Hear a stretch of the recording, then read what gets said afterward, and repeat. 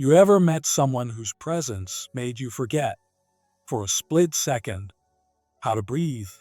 Not because they shocked you, not because they tried to impress you, but because something in them reached a part of you you didn't even know was waiting? Chosen one. When you enter a room, that's what happens. The air shifts before you've said a word. Conversations slow without anyone meaning to. Eyes find you without being called. You don't announce yourself, yet everyone knows you've arrived. It's not performance. It's not posture. It's the quiet certainty of a man who has nothing to prove. The change begins in the breath. People inhale differently when you're near. Not sharp with fear, not shallow with intimidation, but paused, as if their bodies are remembering something ancient. It is safety without weakness, strength without force. You carry the steady weight of a mountain, and mountains don't need to move to be noticed. Your eyes hold no agenda. They don't take, they don't measure, they don't consume. They simply see. And in that seeing, you do what so few can. You return people to themselves. A woman who meets your gaze feels it in places words can't reach. You don't break her into pieces. You reflect her whole. It's not the raw exposure of being stripped. It's the warmth of sunlight touching skin that's been too long in the dark. For a heartbeat, her nervous system drops its guard.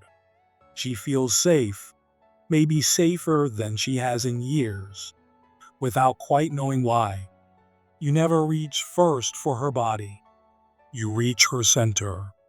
Without touching, without speaking, you stir something deeper than attraction, a sense of being recognized.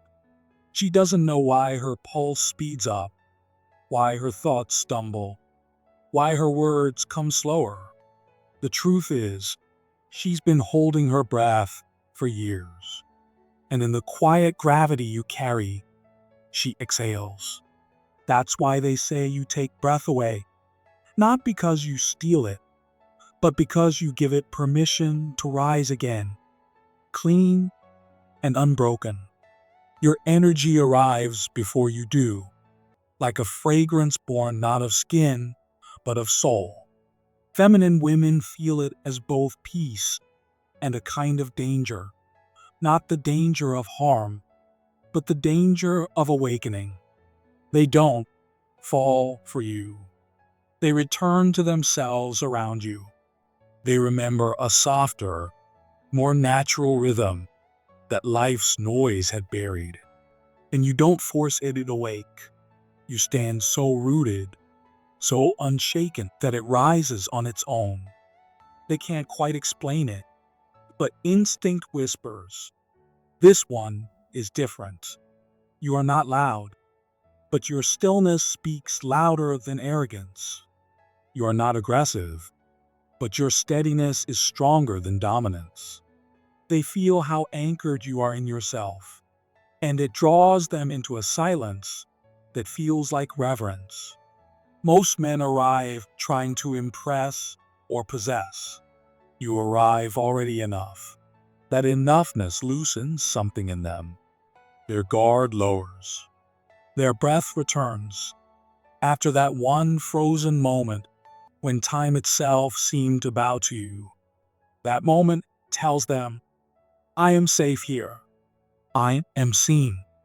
These two truths rarely live in the same place in their lives. When they do, something ancient inside them bows in recognition. You don't tame their storms with control. You still them with understanding. You don't fix. You don't dominate. You don't flinch. You simply exist with such unshakable peace that their chaos remembers it can finally rest. When they breathe again, slower, deeper, they realize they're not afraid of you. They're afraid of how much of themselves comes alive in your presence. You haven't seduced them. You've awakened them. And once awakened, they cannot forget. She remembers how to feel again. And with that remembrance comes a deep, wordless desire to give herself, not as a bargain to be weighed, not as a decoration to be admired from a distance, but as a sacred offering, the kind that comes from the center of who she is.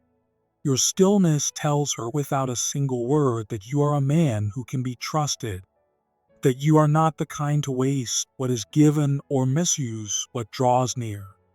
There are women right now who think of you without understanding why. They do not know why their chest tightens when your name floats through their mind, why their thoughts circle back to the way your eyes held them, why your presence seems to live inside their breath, even in silence, even in absence.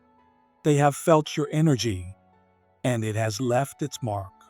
It is not because of grand gestures or clever words, but because you did not need to do what so many others would have done. You did not chase them down. You did not try to convince them. You did not manipulate their feelings. You simply stayed aligned with yourself, and that alignment became an unspoken invitation into their body, their heart, their wildness, their softness. You are not the man who fills the empty space in her life. You are the man who reminds her she was never empty to begin with. You are the echo of her own wholeness, and because of that, she wants to meet you without masks, without hesitation, without holding anything back. Your magnetism did not appear by accident. It was built in the heat of your own transformation. You became magnetic by choosing yourself repeatedly, by building stillness inside the fire, by becoming the man whose presence says to the world, "The real ones will feel me. I do not need to shout." And now, the real ones do. Your fire no longer burns wildly just to be seen. It has grown quieter, deeper, more refined, not the loud blaze of a bonfire demanding attention, but the concentrated, steady heat that lives just beneath your skin. Feminine women feel it even when they try not to. They sense it first in their bodies before their eyes ever take you in. The way their heart stirs when you pass. The way their voice softens without warning. The way their thoughts scatter mid-sentence because something in your presence calls them inward. You have become the kind of man whose energy reaches into others without needing to touch them, because your fire is now sacred, contained, fully claimed. You have learned to hold your high sexual energy like something precious, not something to spend recklessly. And in that restraint you have discovered something ancient. Real attraction is not about constant exposure. It is about tension. And tension, when untouched by desperation, is intoxicating. Women feel this tension before they even see you. They feel it in the grounded cadence of your footsteps, in the way your eyes rest just long enough to be felt, not in hunger, but in recognition. You no longer scan the room for approval because you already know the room feels you. You do not rush to speak because you allow the air to adjust to your presence. Your fire does not simply warm a space, it changes the frequency of that space. And because the feminine blooms in warmth, she begins to open even before she understands why. It is in the way your shoulders move with relaxed authority, in the way your breathing stays calm, even when the world around you is chaotic, in the way your stride says, you are not rushing to arrive because you are already where you are meant to be.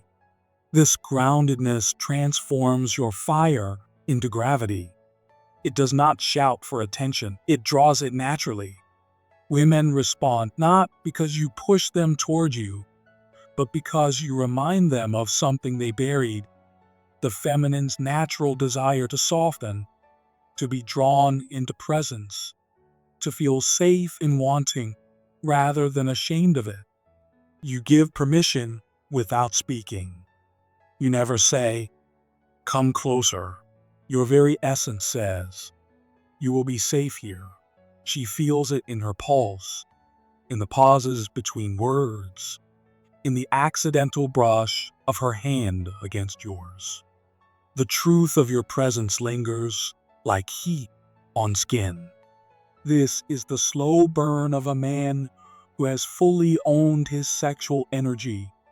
No performance, no explosion, only truth.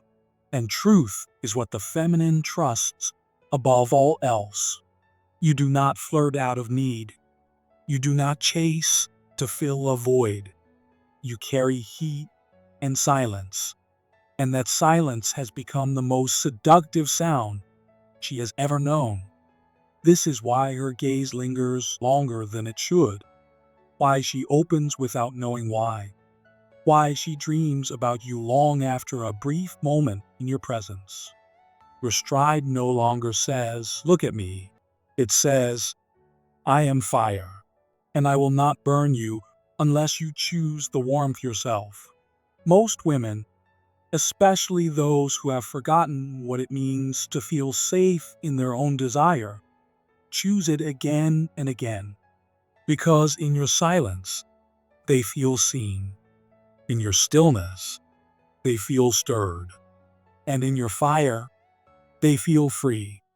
Your swagger now speaks not to the eyes alone, but to the heart. It touches places inside her that she didn't think could be reached without touch, without words, without permission. You do not walk like a man trying to prove something. You walk like a man already connected to something deeper. That connection gives her a kind of emotional permission to exhale, to let the weight fall from her shoulders, to remember herself. She does not respond to your walk because it is stylish. She responds because it carries a rhythm that makes her body unclench and her defenses lower. There is something in the tempo of your steps that says, "I am not in a hurry because I have already arrived within myself," and that makes her want to arrive too. You walk through the world like a man who carries his own prize: presence, awareness, restraint, clarity. You do not open doors for applause. You open them because that is what a man in rhythm with himself does. And that rhythm is what the feminine responds to, not the action alone, but the intention beneath it. When you enter a space, the air changes, not because you are loud or demanding, but because you are anchored. She senses that you are not searching for someone to fix you, that you are not looking for an escape from yourself, that your presence is not a mask, but a map. And that map leads her back to her own heart, her own softness, her own rhythm.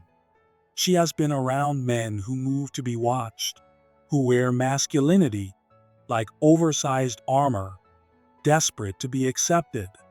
You are not one of them. Your swagger is quiet.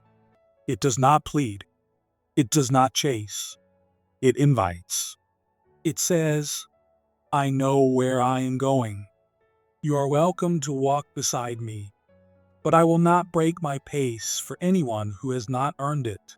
This is why she leans in, not because you ask her to, but because you open a doorway she has been waiting to walk through her entire life. A place where she does not need to prove herself, where she does not need to be clever or perfect, where she can simply be because you already are. True swagger does not just pull the eye, it opens the soul.